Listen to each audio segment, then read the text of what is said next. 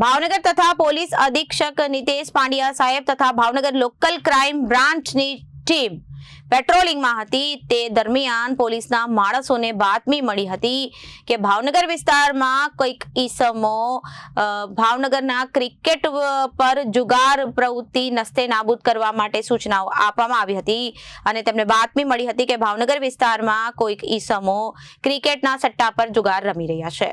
બાતમીના આધારે પોલીસે રેડ કરી આરોપીઓને પકડી પાડી કાયદેસરની કાર્યવાહી હાથ ધરી છે।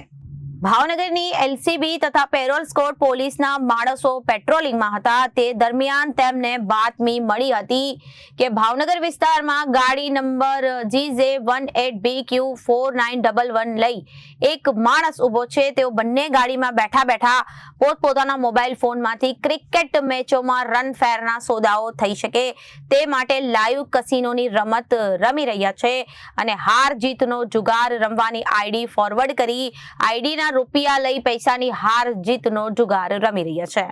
માહિતીના આધારે પોલીસે રેડ કરી ક્રિકેટ મેચ ઉપર હાર જીતનો સટ્ટો રમતા આરોપીઓને પકડી પાડી કાયદેસરની કાર્યવાહી હાથ ધરી છે। Reporter Firoz Malek, Janadesh news, Bhavnagar.